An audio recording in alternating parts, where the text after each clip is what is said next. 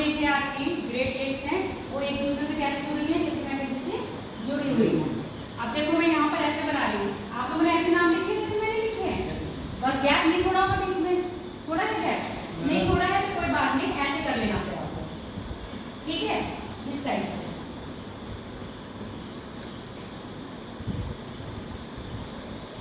समझ में आ गया? सुपीरियर झील ह्यूरॉन झील से जुड़ी है सू नहर के द्वारा।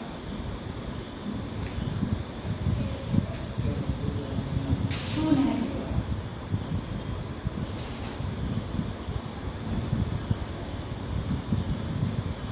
अब मेरी बात सुनो, ये आपको न्यूजीलैंड लेक दिख रही है ना, ये यहाँ पर है तो पानी है, पूरा अमेरिका का पार्ट है। जल किस नदी का कौन सी नहरों का आ रहा है, मतलब कौन सी झीलों का आ रहा है, इन 4 झीलों का आपस में जुड़ रहा है। ह्यूरॉन इरी से जुड़ी है, इरी नहर द्वारा।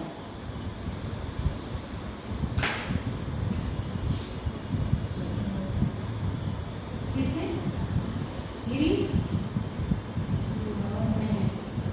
ह्यूरॉन इरी से जुड़ी है, इरी नहर द्वारा। इरी ओंटारियो से जुड़ी है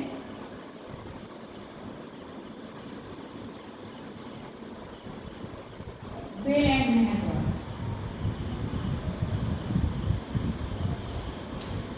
बेलैंड नहर के द्वारा ओंटारियो से एक नदी निकलती है, आप ये देखो यहाँ पर एक नदी है, ठीक है, ये क्या नदी है, नदी, इस नदी का नाम है सेंट लॉरेंस। क्या नाम है?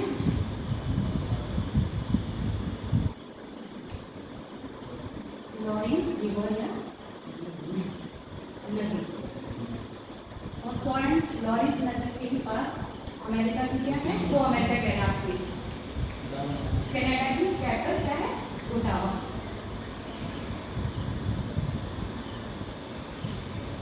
अब नदियों की विशेषता मैं आपको तब बताऊंगी जब क्या पढ़ाऊंगी, जिसकी नदियां, ठीक है। अगर नॉलेज के लिए लिखना चाह रहे हो, ये कनाडा की सबसे व्यस्तम नदी है सेंट लॉरेंस नदी।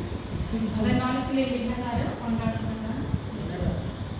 सीमा रेखा बता दी, हम मैक्सिको की बता दी, क्या हुआ?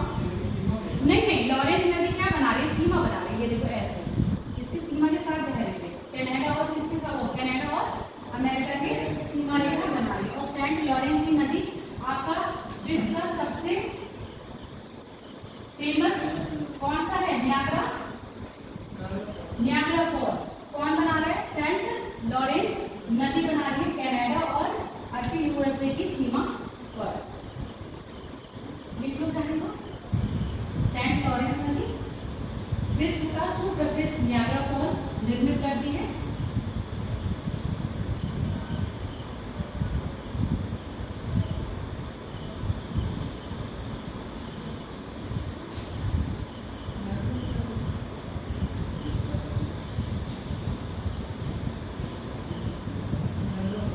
न्यागरा फॉल लिख दो, न्यागरा,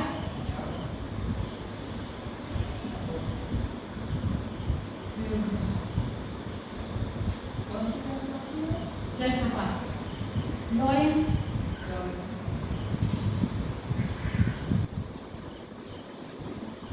ओके। अब देखो अमेरिका और मैक्सिको के बीच में जो सीमा रेखा निर्धारण करती है, वो आपकी नदी का नाम है रियो ग्रैंड रिवर। और नॉर्थ अमेरिका के मतलब अमेरिका कॉन्टिनेंट के कोलंबो में क्या है आपका, कोलोराडो का पठार, कोलोराडो का पठार यहाँ पर, कोलोराडो के पठार से निकलते हुए ये बहती हुई जाती है और अपना लगता है क्या है मैक्सिको की खाड़ी में, ठीक है। और इस नदी का, और ये नदी क्या कर रही है, अमेरिका और मैक्सिको के बीच में क्या बना रही है, बॉर्डर बना रही है। और इस नदी का नाम है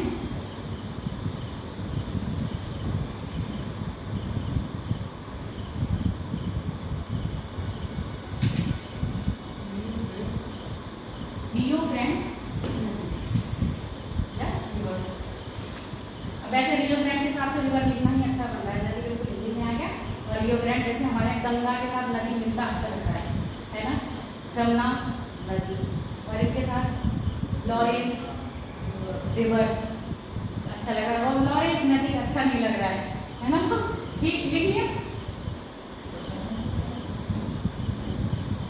देखो वीडियो हो रही है ना। क्या हो गया अभी बता रही हूँ पठान में। अब ये हो गया सीमा रेखा निर्धारण हो गया सबका। अब बात करते हैं आपकी झीलों की। ये 5 महान झीलें पढ़ ली आपने, ठीक। और इनका पूरब से पश्चिम, पश्चिम से पूरा बता दो मुझे नाम। कौन सी लेक है? देखो देख के बताइए।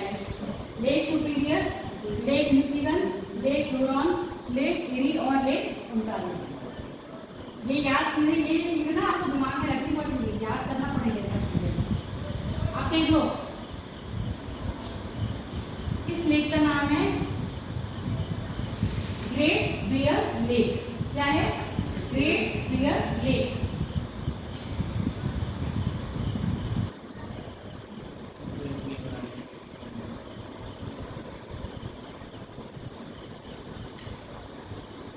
ये जितनी भी लेक्स हैं ये कैसी है आपकी?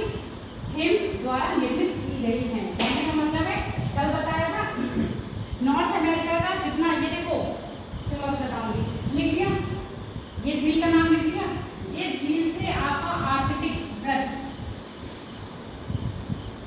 कौन सा है? आर्कटिक नाम बताओ।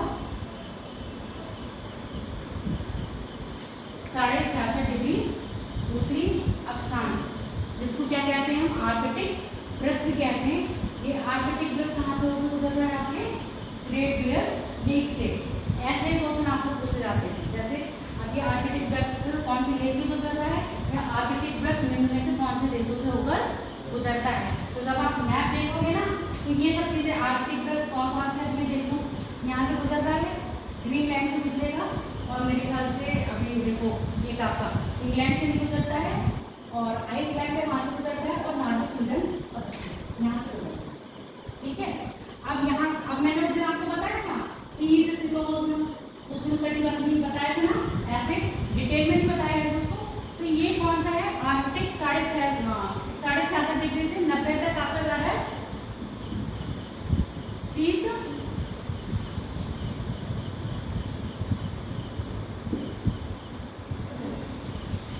कटिबंधीय क्षेत्र। ठीक है। ये ऐसा है, आर्कटिक सर्कल से ऊपर जो होगा वहां पर क्या होगा? अधिकतर हिम से क्या रहेंगे? इसकी फ्लोर है, हिम से क्या रहेगी? ढकी हुई रहेगी। तो ये जो है दक्षिण अमेरिका कॉन्टिनेंट में क्या है? आपका इक्वेटर निकल रहा है। ठीक है। और उस दिन पर आया था मैक्सिको से क्या जा रहा है? मैक्सिको से आपका कर्क रेखा गुजर रही है। अब ये बताया था यहाँ पर ऐसे समझना, ये इक्वेटर है, ये 23.5 डिग्री, 23.5 डिग्री, ये 66 डिग्री, ये भी 66 डिग्री, थोड़ा ऊपर नीचे हो रहा है, ये 90। ठीक है। ये ट्रॉपिक बताया था, यानी कि उष्णकटिबंधीय। ये उपोष्ण बताया था, ठंडा भी होगा, गर्म क्षेत्र भी होगा, और ये बिल्कुल ठंडा क्षेत्र होगा। अब ये देखो नॉर्थ अमेरिका से, साउथ अमेरिका कॉन्टिनेंट से आपका क्या निकल रहा है? इक्वेटर निकल रहा है, और मैक्सिको से आपका क्या निकल रहा है? कर्क रेखा निकल रही है। तो ये वाला जो क्षेत्र है, मतलब मिड आपका जो लैटिन अमेरिका बताया था, कैसा क्षेत्र होगा? वो इस रेंज में आ रहा होगा, कि नहीं आ रहा होगा। ठीक है। कर्क रेखा से, और मैक्सिको के ऊपर आके 66.5 डिग्री से उपोषण हो रहा होगा, ना ही ज्यादा ठंडा मौसम होगा, ना ही ज्यादा गर्म होगा। मतलब यहाँ पर गर्मियाँ जैसे हम लोगों के घर में थोड़ा टाइम तक पड़ती है ना, कितने महीने की गर्मी पड़ती है लगभग हमारे? मार्च से लेकर लगभग नवंबर तक मान के चलो, क्योंकि पहले क्या होता था अक्टूबर से ठंड आ जाती थी। अब क्या है, वेदर में थोड़ा सा चेंज आ गया ग्लोबल वार्मिंग की वजह से। अब हमारे यहाँ क्या लगभग आपके 3 महीने की ठंड होती है ना, लगभग 3 महीने की ठंड होती है। 7 से 8 महीने की क्या हो रही है हमारे यहाँ? गर्मी हो रही है। और इससे बिल्कुल अपोजिट कहाँ होगा? आपके ये वाले भाग में। अगली बात समझ में, यहाँ पर गर्मियाँ कितने महीने की होंगी? जितने महीने की हमारे यहाँ सर्दी होती है, लगभग 3 से 4 महीने गर्मियों के होंगे। यहाँ पर जो हमारा ये वाला टाइम चल रहा है, यहाँ पर ये टाइम भी क्या हो? गर्मी का होगा। वहाँ पर सितंबर से क्या होने लगेगा? मौसम थोड़ा ठंडा होने लगेगा, मौसम ठंडा होने लगेगा, और सर्दियों में जाके ये क्या हो जाएगी? बर्फ। अच्छा, ये वाला क्षेत्र हमेशा क्या रहता है? बर्फ से अच्छा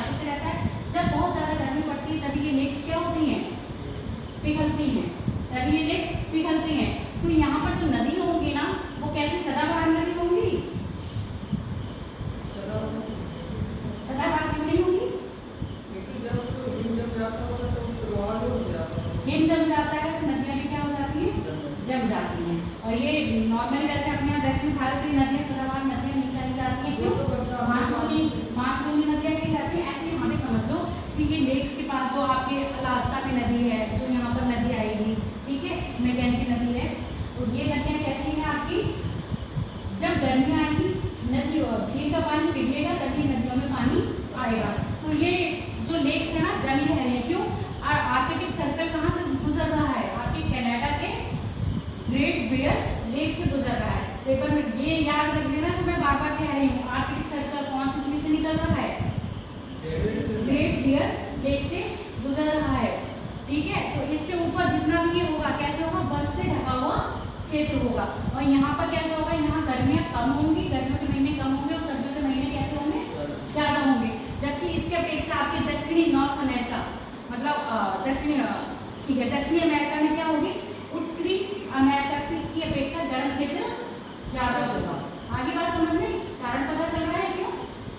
क्योंकि आपके ये क्या है, जो आपके टॉपिक और ये टेम्परेचर और फ्रीज इसकी रेंज में आ रहे हैं। अगली लेक्स का नाम देख लो, लेक स्लैब। और जैसे जैसे लेक्स बता रही हूँ ऐसे इसको ऐसे रखना, ये ना हो कि लेक्स ऐसे, और चाहो तो लिख लो उत्तर से दक्षिण का क्रम, झीलों का क्रम उत्तर से दक्षिण।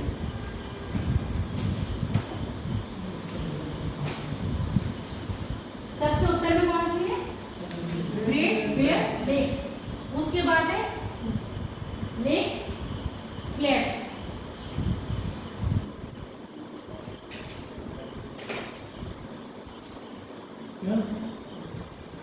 झीलों का क्रम उत्तर से, ऐसे लिख लो, झीलों का क्रम उत्तर से दक्षिण।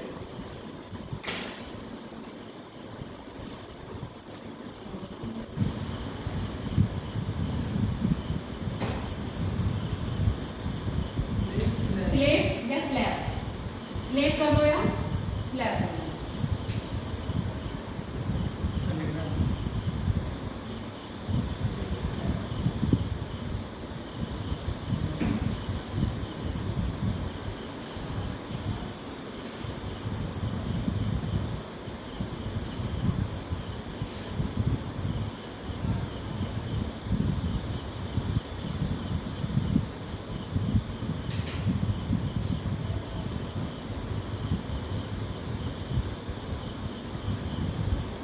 लिख लिया? लेक अथवा वस्फा।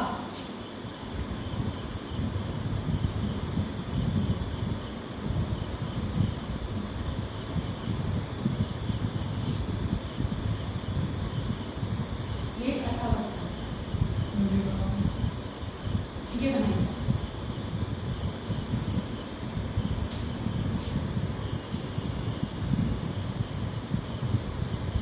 कनाडा ना, हाँ, कनाडा में सारी नदियाँ झीलें किसकी जगह है? कनाडा की। कनाडा कह लो या उत्तरी नॉर्थ अमेरिका कॉन्टिनेंट है। लिख लिया? अगली लिख लो, ये है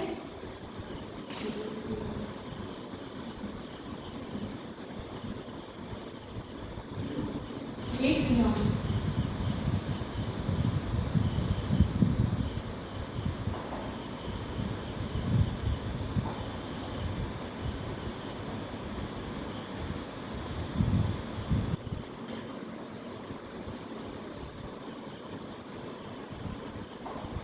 लिख लिया?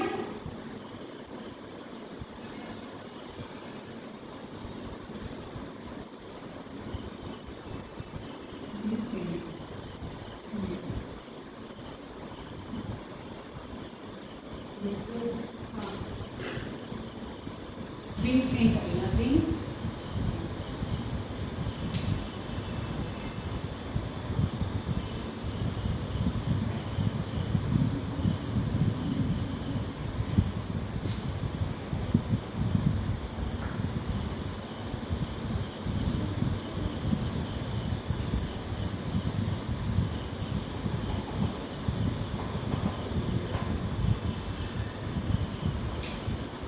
अमेरिका में लेक का नाम लिख लो, ग्रेट साल्ट लेक, जिसकी लंबाई है 220।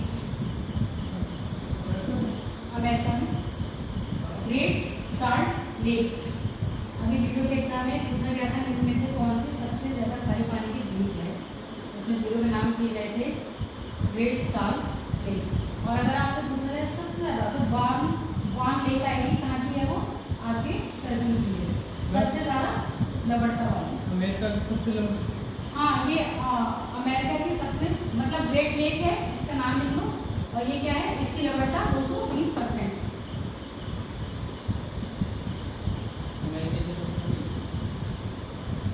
लवणता वाली चीज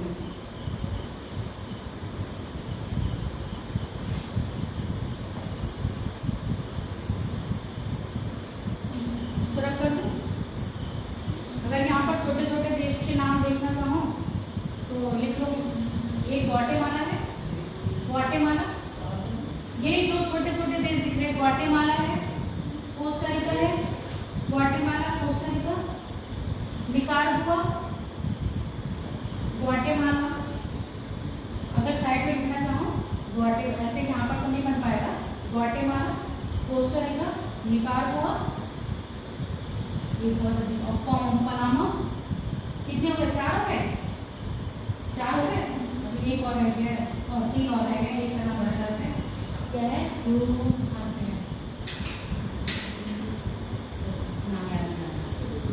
चलो 4 हो गए, 4 मुझे याद है। देखो उसमें दिख रहा है, लिख लो एड्रेस में। निकारागुआ हो गया, एक एच से है,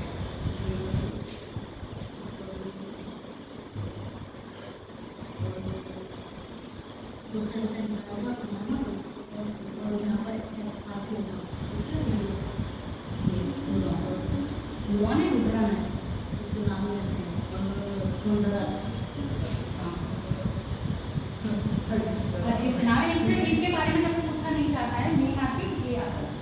बस ये है कि आप जैसे ये याद रहेगा कि हाँ ये देश का नाम मैंने सुन रखा है तो कहाँ पर होगा, इसलिए हो गया ये।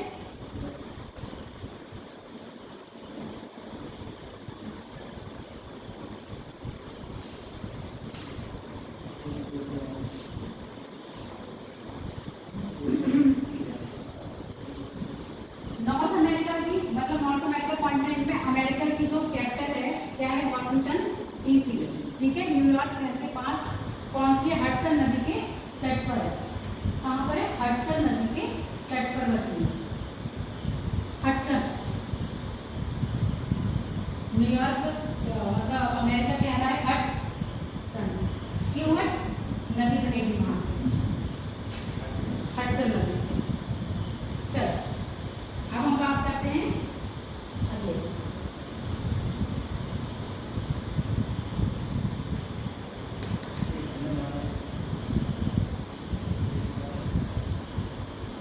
पर्वत डालो, इसमें अगर जगह हो तो ठीक है, नहीं तो फिर ऐसे थोड़ा सा बना लो। कैसे बना लो, कुछ नहीं बनाना, इस टाइप का बना लो, ज्यादा टाइम मत लगाना, इस टाइप का बना लो, ठीक है, रफली। अगर पेन कॉपी तो मत बनाना, रफ में ऐसे बना लो, थोड़ा आइडिया लग जाएगा कि कौन सी चीज कहाँ है।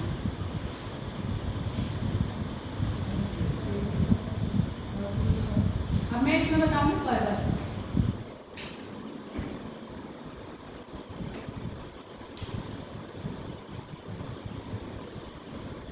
बताऊं,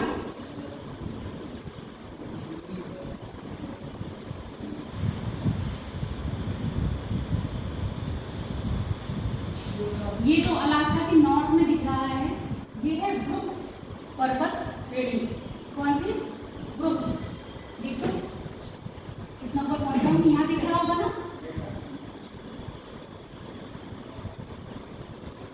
ब्रुक्स पर्वत श्रेणी।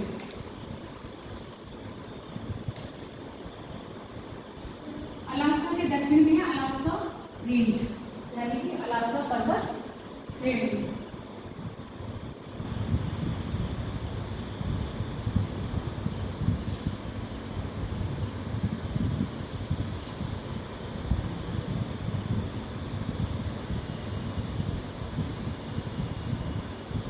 ये विकल्लिक श्रेणी है, क्या है, विकल्लिक।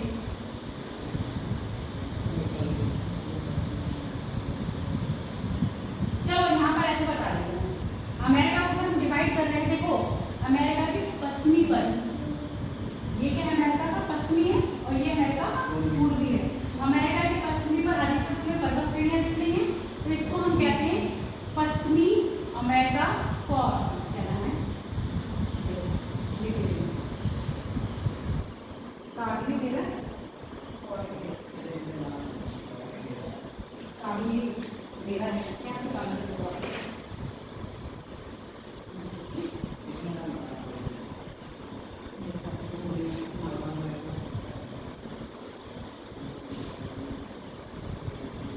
ऐसे लिखो जो अमेरिका का ये है अल्पेशियन पर्वत श्रेणी है, ये भी क्या है उठा हुआ है, ये क्या है दबा हुआ है, यानी कि यहाँ पर ग्रीन ग्रीन दिख रहा है, ये मैदान है, ठीक। इधर क्या है आपके पठार है, तो ये भी क्या है पर्वत। अमेरिका को अगर बांटा जाएगा तो पूर्वी अल्पेशियन क्षेत्र, मध्य में मैदान हो गया और आपके दक्षिण में क्या हो गया पठारी क्षेत्र हो गया।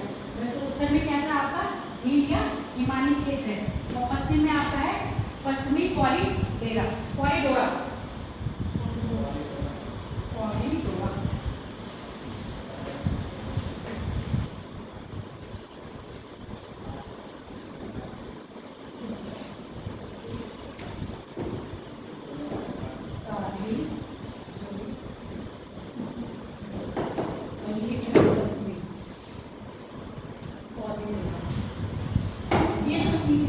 ये चल रहा है क्या कह रहे हैं, ये पश्चिमी कॉरिडोर जो शुरू हुआ है अलास्का से लेके कहाँ तक गया है आपके मैक्सिको तक गया है।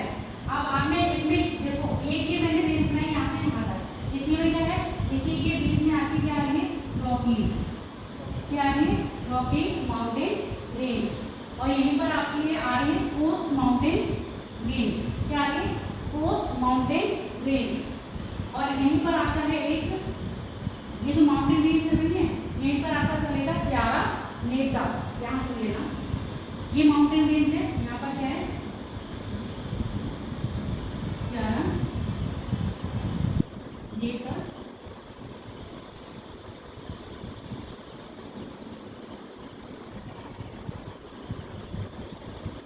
और ये क्या है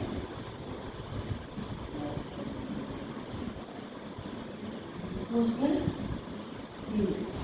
देखो अब मेरी बात सुनते रहना, रॉकीज एक पर्वत श्रृंखला है, उसके बाद में क्या है यहाँ पर थोड़ा सा मैदान है, मैदान के बाद तटीय समुद्र की जो तटीय रेखा है ना उसके साथ क्या है पर्वत श्रृंखला है, जो ये नाम लिखे हैं ये क्या है समुद्र तट के पर्वत श्रृंखला, ऐसे समझ लो जैसे ये पहाड़ है, ये पहाड़ हो गया, ये पहाड़ हो गया, दो पहाड़ है, ये पर्वत तट पर है, ये भूमि क्षेत्र में, इनके बीच में जो मैदानी क्षेत्र है वहीं आगे क्या बने होंगे पठार या कुछ आंतरिक। तो जैसे मैंने आपको पठार बताए थे तो उसमें बताया था पठारों के भी क्या प्रकार हैं, कौन कौन से, जो पर्वत में होगा, पर्वत के बीच में हो गए दो पर्वतों के वो आंतरिक पठार हो गए, वहाँ पर एग्जाम्पल दिया था मैंने तिब्बत का पठार, पर यहाँ पर जो आपका होगा कॉरिडोरा का पठार, ये क्या होगा आपका आंतरिक पठार का क्या है उदाहरण है, और ये कैलिफोर्निया राज्य में, अमेरिका का कैलिफोर्निया राज्य है उसमें पड़ रहा है कौन सा पठार कॉरिडोरा का पठार, और ये क्या है एक तरह से आंतरिक पठार का उदाहरण है। इसी कॉरिडोरा पठार से क्या निकल रही है आपकी कौन सी नदी बात बताई थी अभी जो मैक्सिको के बीच में सीमा बना रही है, देखो नाम भूल गया भी रियो, कौन सी रियो ग्रैंड रिवर कॉरिडोरा से निकल के कहाँ जा रही है, ठीक। अब ये जो नदी ये जो पठार है ना ये इतने सघन पठार है, इनका सघन क्षेत्र इतना है यहाँ से जो नदी निकल रही है वो अपने समुद्र तल को प्राप्त नहीं करती, यानी कि अपने लास्ट नदियों का जो एक कहते हैं ना एम होता है, क्या होता है अपने समुद्र में मिलना, पर यहाँ पे जो नदियाँ हैं ये इतना सघन क्षेत्र हो जाता है कि यहाँ पर नदियाँ क्या होती है समुद्र तक नहीं पहुँच पाती हैं। बात क्लियर हो गई। यहाँ पर मैप में लिखा है तो बना के देखो ऐसे बनाना, ये जो मैंने बताया एक रेंज ये खींचना, इसमें पहले एक डाल दो, हाँ ठीक है इसमें एक डाल दो, ये दूसरा भी नहीं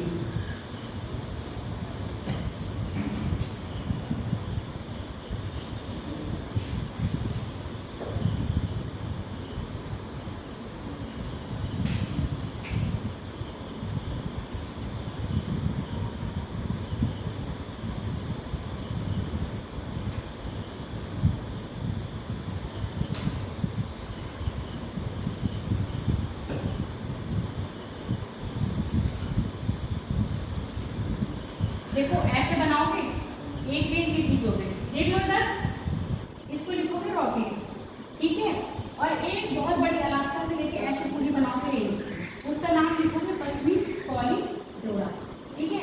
पश्चिमी कॉरिडोरा लिखोगे, पश्चिमी कॉरिडोरा के एक ये बनाया, मतलब यहाँ पर एक पर्वत है, उसका नाम लिखोगे आपका कोस्टल रेंज। कोस्टल रेंज के दक्षिण में आओगे तो आप क्या बनेगा, काकेस्ट रेंज।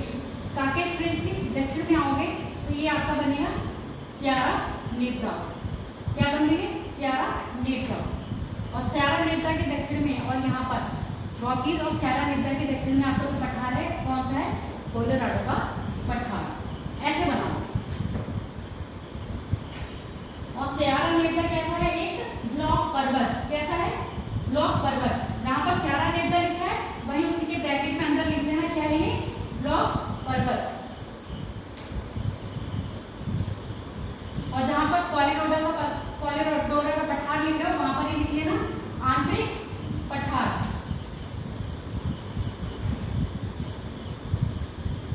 ये देखो, ये है ना कोलोराडो का प्लेटो।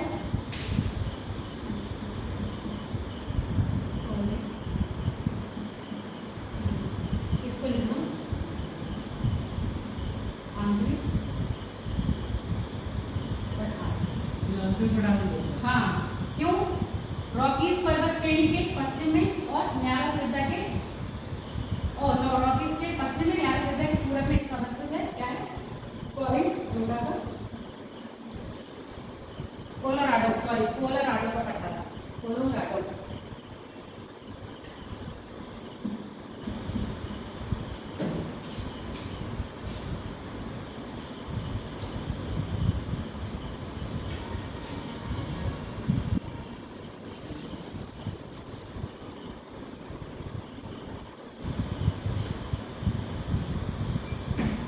और कोलोराडो के पठार के ऊपर ये है कोलंबिया का प्लेटो।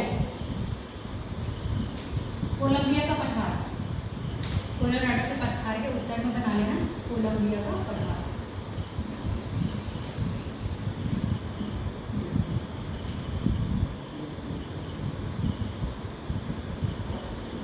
कोलंबिया का पठार।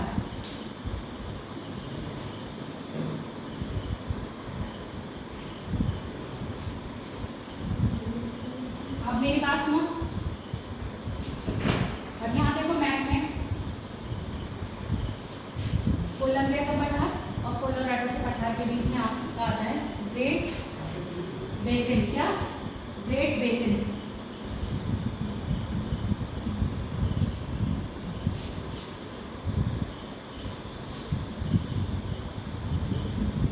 इस ग्रेट बेसिन में ही क्या है आपका, क्या है, एक वैली है जिसको कहते हैं डेथ वैली। ठीक है, डेथ वैली क्यों कहते हैं, क्योंकि कोलोराडो का पठार ऊंचा है और डेथ वैली क्या है, बिल्कुल नीचे, जो धरातल है उससे गहराई में है डेथ वैली, जहाँ पर सबसे गर्म तापमान क्या करा जाता है, मेजर किया जाता है। लिख लो, ये ग्रेट बेसिन में ही क्या है आपकी,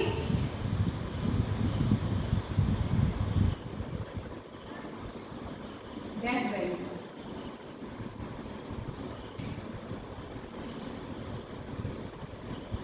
मैपिंग में सर्कल हो रहा है, नहीं हो रहा है, उनका पता लगा है।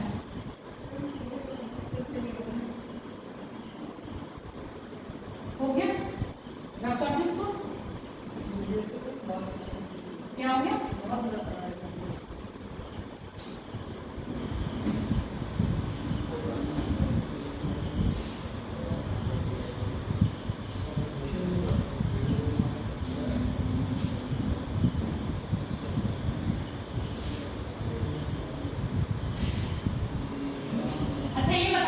ये मैप में अजीब अजीब से रंग दिखा रहे हैं, इसका कारण क्या है?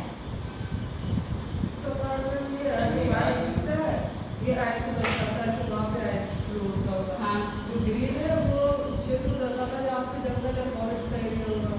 और जो रेड की बात है पठारी इलाका है, फिर इलाका होगा। ठीक है, जहाँ पर ये कोलोराडो का पठार और ये कोलंबिया का पठार आप देख रहे थे, यहीं पर क्या है, मरुस्थल भी है। क्या है, मरुस्थल।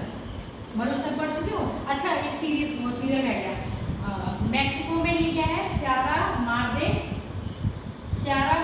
ओरिएंटल। पर्वत श्रृंखला है। यहाँ की बहुत मतलब सिंपल है, सियारा मार्दी ये भी है, सियारा मार्दी ये भी है। ये जो पश्चिम साइड है वो है ओरिएंटल, सियारा मार्दी ओरिएंटल। हाँ, और यहाँ भी क्या है, सियारा मार्दी। लिख दो नाम, लिख लोगे, लिख लिया।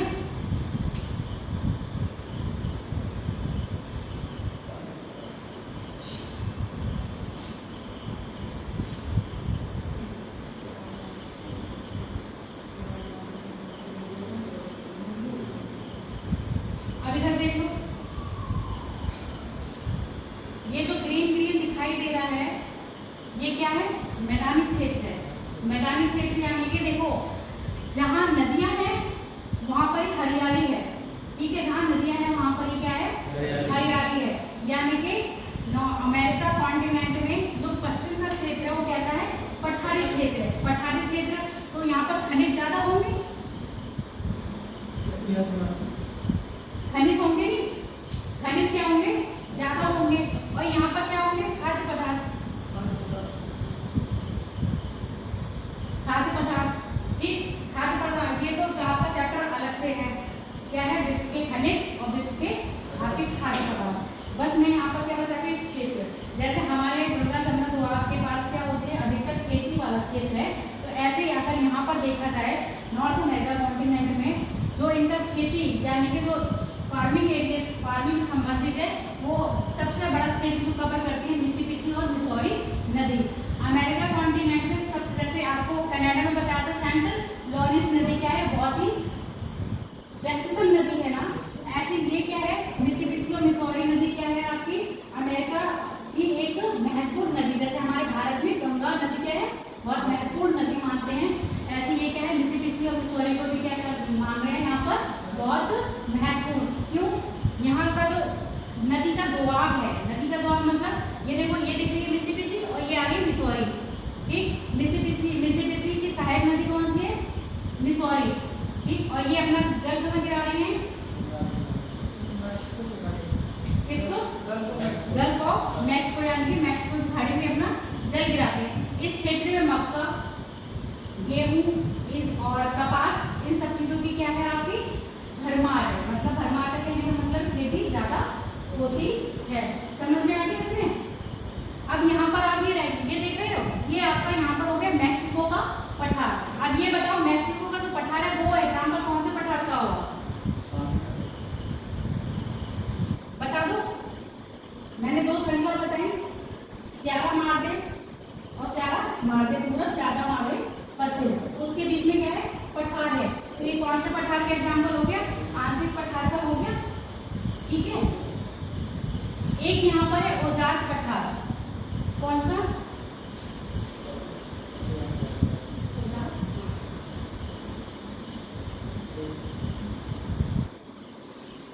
ओजार्क पठार, नाम देखो ऐसे टफ है।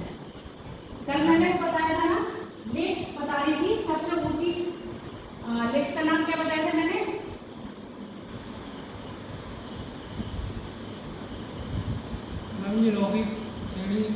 जोयस, कौन सी है, जोयस, अर्जेंटीना में। कल मैंने जोयाक कह दिया था ना, जोयाक में क्या है, जोयस। क्या कह रहे हो, पूर्व साइड में ना रॉकीज के, हाँ, रॉकीज के पूरब में कौन सा है, ओजार्क। कल आपको मैदान पढ़ाए थे, मैदान पढ़ाई थी, इसमें ग्रेट प्लेन पढ़ाया था, ठीक है, जो आल्प्स से क्या है, ऊंचा, अल्पेशियन। अच्छा ये देखो, अमेरिका के पश्चिम में अपलेशियन श्रेणी है, अमेरिका के पश्चिम में अपलेशियन श्रेणी, अपलेशियन के इस साइड क्या हुआ, ये पूरब, पूरब में क्या है आपका ग्रेट प्लेन। ये नॉर्थ अमेरिका है, पश्चिम अमेरिका के पश्चिम में, ये ऐसे मानो। देखो अगर मैं अमेरिका को यहाँ से ऐसे डिवाइड कर रही हूँ दो भागों में, तो ये अमेरिका का पश्चिम पूरब हो गया और ये अमेरिका का पश्चिम हो गया। तो ये अमेरिका के पूरब साइड में पश्चिम हो गया था, ये अमेरिका का पूरब साइड में क्या है, अपलेशियन। तो अभी मैंने स्टार्टिंग में बताया था, मैं अमेरिका को कैसे बांटा, दक्षिण में क्या है, पठारी क्षेत्र और मरुस्थलीय क्षेत्र,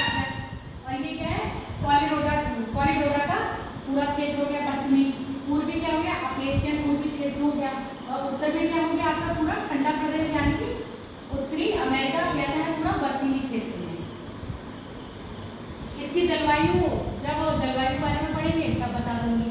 वैसे तो थोड़ा सा आइडिया हो जाता है कि यहाँ की जलवायु कैसी होगी क्योंकि इक्वेटर से और कर्क रेखा के बीच में है, तो यहाँ की जलवायु ऐसे समझ लो जैसे हमारे यहाँ कैसी है, जैसे हमारे यहाँ, क्योंकि हम भी कहाँ अवस्थित हैं इक्वेटर और कर्क रेखा के बीच में है कि नहीं। मतलब हम तो कर्क रेखा से ऊपर। अच्छा ये बताओ अपना उत्तर प्रदेश कर्क रेखा से ऊपर आता है, इसका मतलब हम किसमें आने चाहेंगे शीतोष्ण में आने चाहेंगे, शीत और उष्ण दोनों होना। पर हमारे यहाँ गर्मी पड़ रही है, जितनी गर्मी पड़ रही है इतनी गर्मी नहीं पड़ती है इस क्षेत्र में, कारण क्या है। और ठंडों में दिन में जितनी ठंड पड़ती है उससे अधिक ठंड पड़नी चाहिए थी, रीजन बता दो। नहीं इसका कोई रीजन है। अब जैसे स्नोफॉल देखते हो हमारे यहाँ सर्दियों में स्नोफॉल हो सकता था, अपने उत्तर प्रदेश में स्नोफॉल हो सकता था, इमेजिन कर सकते हो, और हो सकता था, और एक ही कारण से नहीं होता है। पहले आप मुझे बताओ, क्योंकि सीधे सीधे देखो एक बात कह रहे हैं ना हम लोग कि अगर हम अर्थ पर हैं इक्वेटर और ये 13.5 डिग्री कर्क रेखा और 13.5 डिग्री मकर रेखा के बीच में ज़्यादा क्या होता है टेम्परेचर होता है। जैसे जैसे ऊपर जाओगे टेम्परेचर क्या होता जाएगा कम होता जाएगा। अब आपको पता है सर्दियों के टाइम में मौसम ठंडा हो जाता है। पहली बात तो सनलाइट क्या होती है तिरछी पड़ रही होती है, सीधी नहीं पड़ रही होती है, ठीक है। तो तिरछी यहाँ सीधी पड़ रही है इसलिए यहाँ पर टेम्परेचर ज़्यादा होता है तो गर्मी भी ज़्यादा होगी। यहाँ पर सूर्य की लाइट तिरछी पड़ रही है तो क्या होगा टेम्परेचर भी कम होगा और गर्मी भी क्या होगी कम होगी। तो गर्मी कम होगी इसके मतलब जैसे हमारे यहाँ ऐसे मान लो नवंबर में अक्टूबर नवंबर में टाइम होता है, उस समय हमारे यहाँ जनवरी फरवरी में ऐसा कुछ टाइम होना चाहिए था। मतलब इस गर्मी के टाइम पे ऐसी ठंड होनी चाहिए थी और गर्मी होनी चाहिए थी। और ठंड कैसी होनी चाहिए थी जैसे जब और जनवरी फरवरी आती है तो पहाड़ों पर बर्फ गिरती है, ऐसे हमारे यहाँ क्या होनी चाहिए बर्फ गिरनी चाहिए पर नहीं गिरती है। कारण पता है जबकि हम कहते हैं कैसे आप कर्क रेखा पार करोगे मौसम में क्या आएगा गिरावट मिलेगी, ठीक है। जैसे इधर आप मकर रेखा पार करोगे मौसम में गिरावट मिलेगी। कारण है आपका हिमालय। हिमालय क्या होता है पश्चिम में पछुआ पर्वतों को और जो आपके हिमालय के पार जो खबरें चलती हैं ठंडी शीतलहर चलती हैं उनको भारत में एंटर करने नहीं देता है। इसलिए उत्तरी भारत जो हमारी नॉर्थ इंडिया है कर्क रेखा के उत्तर यानी कि अपना उत्तर प्रदेश हो गया, पंजाब हो गया, दिल्ली हो गया, ये सारे शहर क्या है कर्क रेखा से उत्तर में है। अपेक्षाकृत यहाँ से ज़्यादा ठंडे होने चाहिए थे और ऐसा नहीं होता है। तो अगर हिमालय ना होता तो हमारा भी क्या होता कहीं ना कहीं हमारा भी जो इंडिया है कुछ ना कुछ ऐसे ही जलवायु रखता, कहीं गर्म प्रदेश कहीं ठंडे प्रदेश। थोड़ा सर्दी आने पे वहाँ पर क्या हो जाता है स्नोफॉल। अब आप यहाँ देखते हो अमेरिका में भी स्नोफॉल होता है, सर्दियों के टाइम पे क्या हो रहा है स्नोफॉल हो रहा है। कारण क्या है वहाँ पर कोई ऐसा पर्वत श्रेणी नहीं है जो उत्तर ध्रुवों से आने वाली हवाओं को क्या कर पाए रोक सके। और जबकि यहाँ क्या है ध्रुवों से आने वाली हवाओं को कौन रोक देता है हिमालय, जो उत्तर भारत में प्रवेश नहीं कर पाती है। तो जैसी ठंड पड़नी चाहिए वैसी ठंड नहीं पड़ती। रीजन समझ में आ गया। हाँ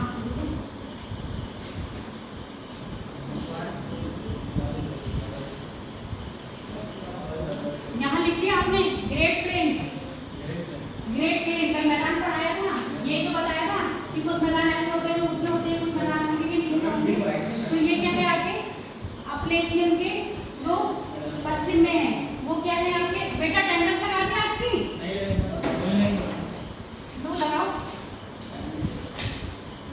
अप्लेशियन के कौन सा होगा पश्चिम में पूरब, अप्लेशियन के पश्चिम में कौन सा है ग्रेट प्लेन है। बात क्लियर हो गई। मरुस्थल पढ़िए, ये मैक्सिको का पठार हो गया, कोलोराडो का पठार, कोलंबिया का पठार और कोलंबिया के पठार कोलोराडो के पठार में क्या है ग्रेट बेसिन है। और ग्रेट बेसिन में ही क्या है ग्रेट साल्ट लेक है। ग्रेट साल्ट लेक के पास ही क्या है साल्ट प्लेन भी है। एक ही चीज के तीन नाम है देखो, कोलंबिया का पठार दूसरा कोलोराडो का पठार, इसके बीच में आना आपका ग्रेट प्लेन। ठीक, ग्रेट प्लेन में ये आपको पानी दिख रहा है ना, ये क्या है ग्रेट साल्ट लेक जो उस समय आपको 0 के टाइम पे लिखवाई थी। इसकी लंबाई कितनी है अब इस ग्रेट लेक के पास जो भी प्लेन है उसको क्या कह रहे हैं? Great lake plane.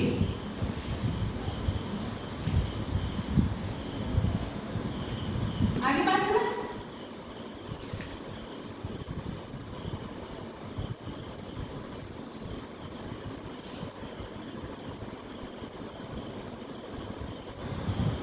हो गया नॉर्थ अमेरिका कॉन्टिनेंट। अब साउथ पे आते हैं।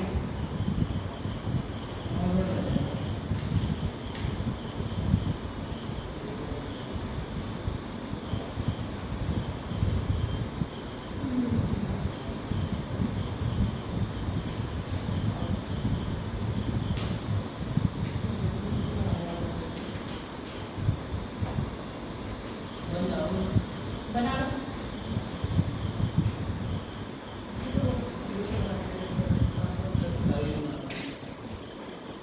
क्या हो गया? कुछ नहीं है।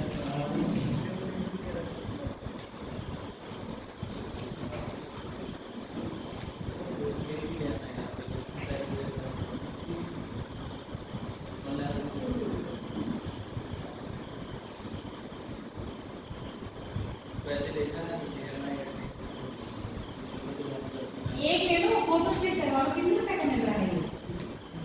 वाइट करवा लेंगे। हाँ भाई, तो एक कैप ले लो और उसकी सारी फोटो स्टेट करवा देना। बनाओ कैप। मुझे लग रहा था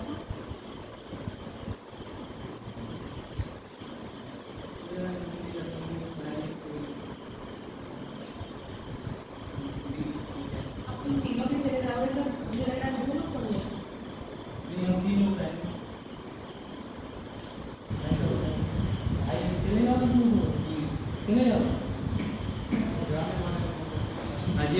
जाने वाले कोई लोग न जाने वाले तो ना आने वाले थे।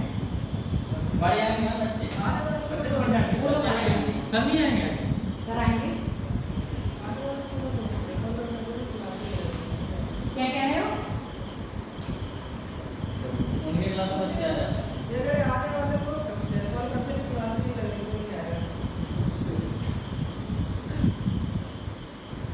बढ़िया। North south America. नॉर्थ का हो गया साउथ अमेरिका।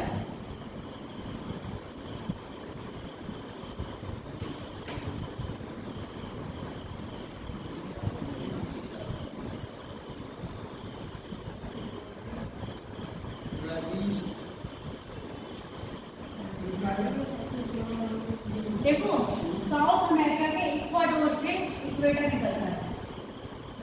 ब्राजील में भी निकलता है इक्वाडोर।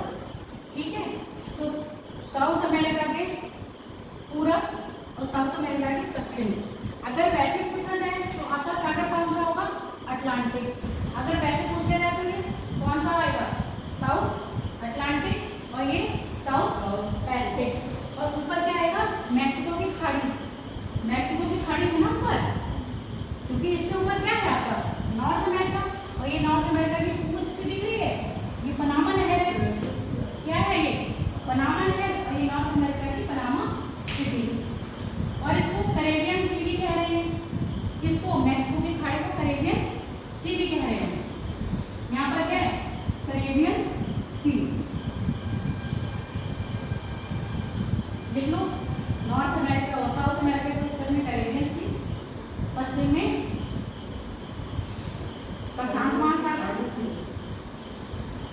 और ये पूर्व में अटलांटिक, दक्षिण में अंटार्कटिका।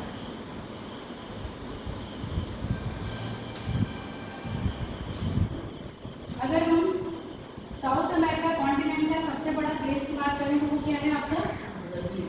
ब्राजील। ब्राजील की कैपिटल है ब्राजीलिया। ब्राजील की कैपिटल ब्राजीलिया। चिली की कैपिटल सैंटियागो। इक्वाडोर की लिम्बा। पेरू की लिम्बा, सॉरी पेरू की लिम्बा। लीमा, लीमा, लिम्बा कह रही है। उसकी बताओ मुझे मोरक्को की। रबात।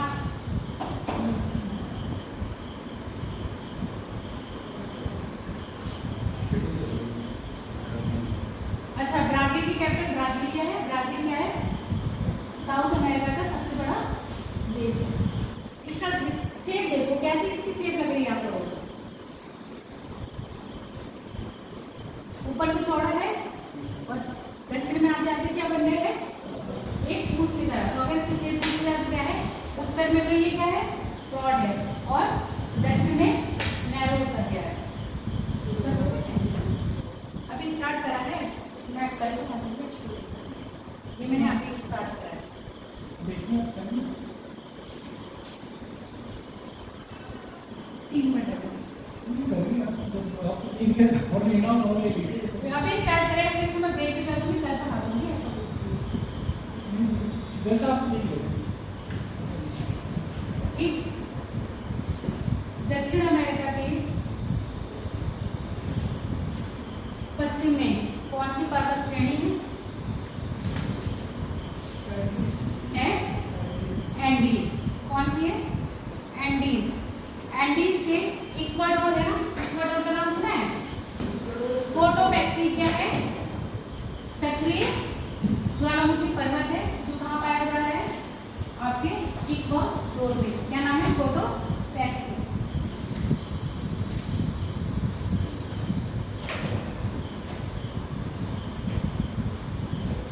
कोटोपैक्सी सक्रिय ज्वालामुखी है, इक्वाडोर में पाया जा रहा है।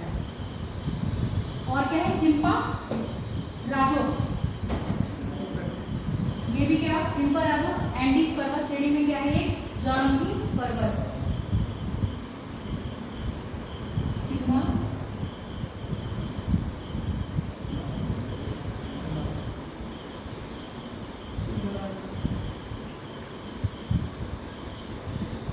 एंडीज की सबसे बड़ी पर्वत श्रेणी कौन सी है? ऊंचा शिखर जिसका है, सबसे ऊंची चोटी बताओ। भूल गए?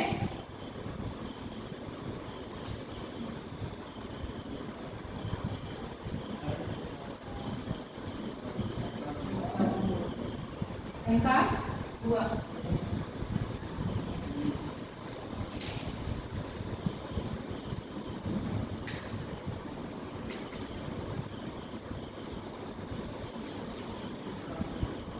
एकांका हुआ, एकांका हुआ, एकांका हुआ।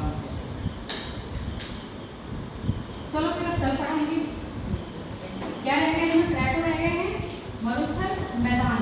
और हाँ चलो वहां पर लिख देना जो आपको बेसिक दिखाया था।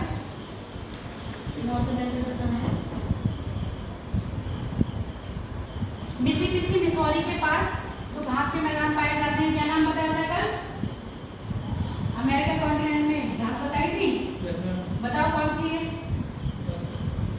भूल गए।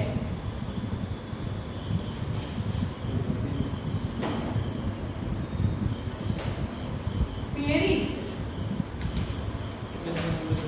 लिख लो। मिसिसिपी मिसौरी जो मैदानी क्षेत्र है वहाँ कौन सी घास पाई जा रही है? पियरी घास के मैदान पाए जा रहे हैं। कल आपका दक्षिण अमेरिका कॉन्टिनेंट और हो सकता है उसी में मैं ऑस्ट्रेलिया भी करवा दूंगी कल, क्योंकि ऑस्ट्रेलिया में ज़्यादा कुछ बताने को नहीं है, तो इतना टाइम हो जाएगा कि दोनों कॉन्टिनेंट हो जाएंगे आपके। फिर आपका बचता है यूरोप और एशिया।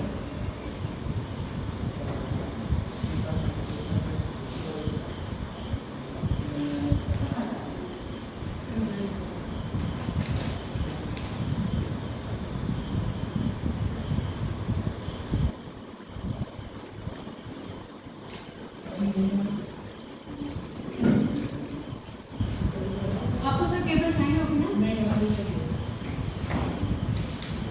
केबल रिमोट सब बंद हो गया? फिर बंद हो गई। नहीं नहीं